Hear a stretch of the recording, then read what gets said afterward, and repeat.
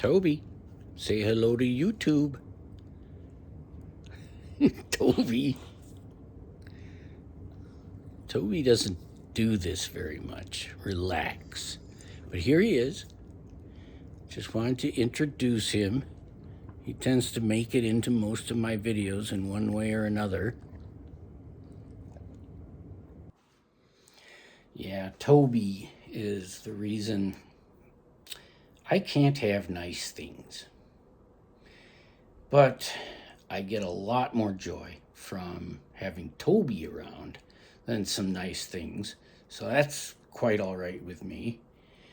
Toby is good for me in a lot of ways. First of all, he's such a lover dog. But then he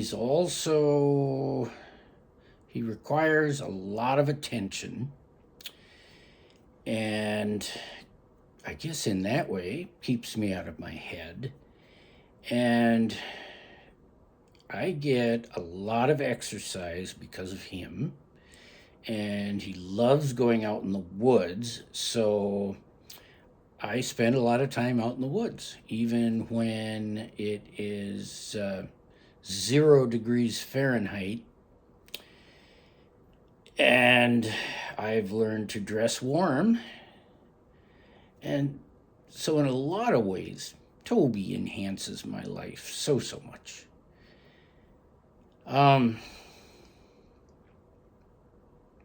So why am I making this video today? Well, my channel is both about philosophy, mathematics, science, as well as spiritual things, spiritual concepts, and how can it be about both? My career is all about placebo-controlled, double-blind clinical trials, and do the things that we do and the decisions that we make have statistical significance. Less than 5% likelihood that we're dealing with something arising literally just by chance.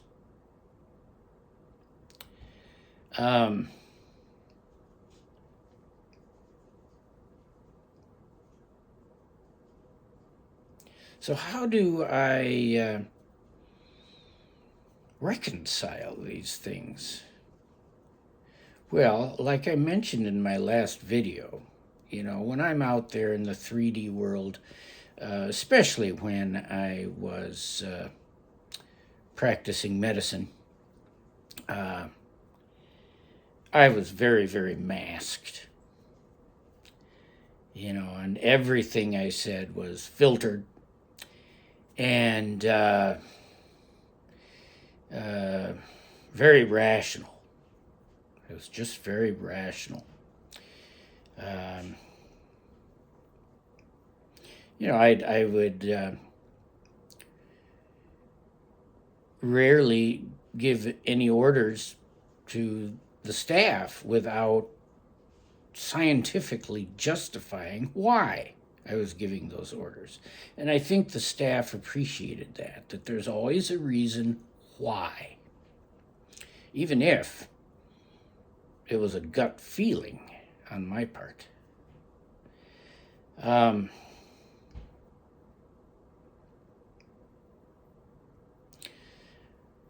My mind goes blank and the impulse hits me to stop the video, but I'm not going to do that. I'm going to try to recollect my thoughts and keep going. So I've got these 2 or more facets to myself. The evidence-based self, the physician, the masked self, Then there is the philosophical self, the rational, axiomatic self. What are the axioms that have to be true, and what systems of belief can I build based on those axioms?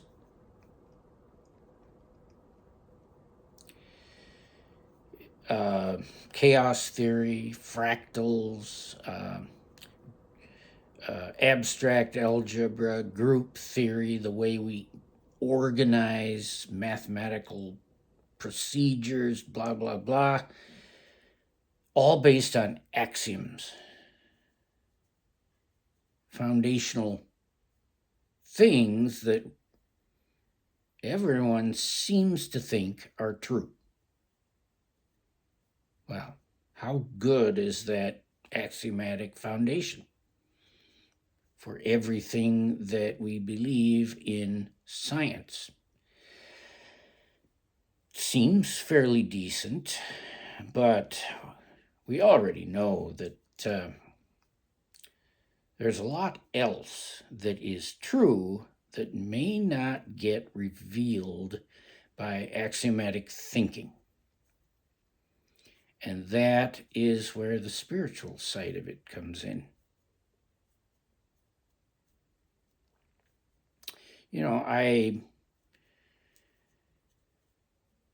I suspect and more or less believe that there exists a collective of spiritual beings that communicate with me.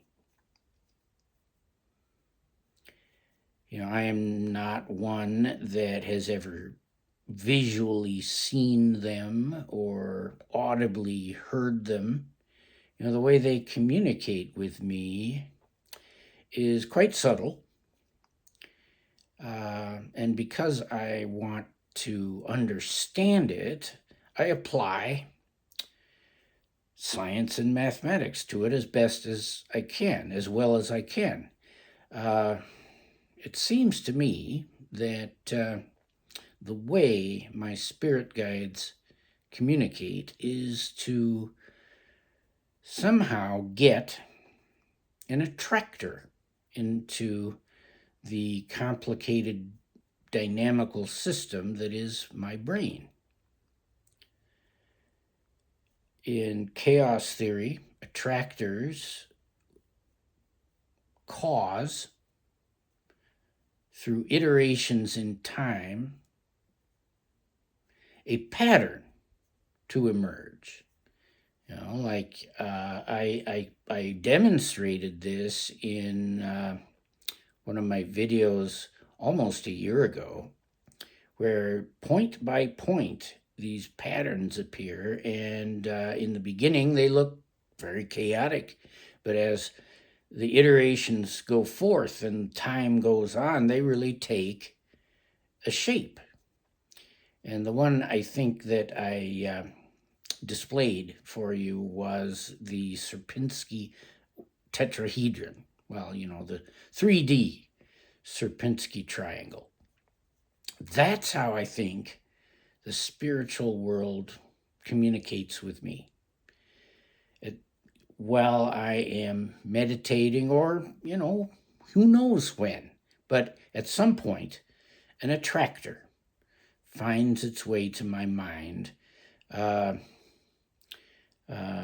possibly through quantum channels where specific classical signals can't be transmitted, but information can be transmitted. And I believe that the attractor is such an entity. And once that attractor is there in my mind, well, it guides the function of my mind, and I come up with ideas that I may not have otherwise thought of.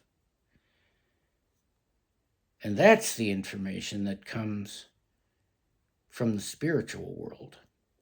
Although I look back and I remember at times when I came up with a certain idea.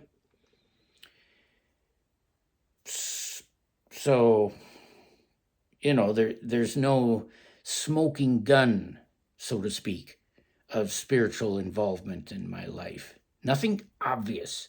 And yet, I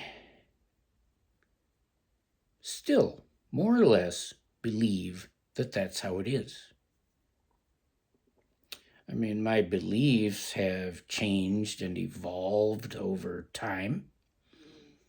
There are some woo woo, quote unquote, woo woo things that I believed a few years ago that I'm not so sure about now. And then there are other things that I do more or less adhere to right now.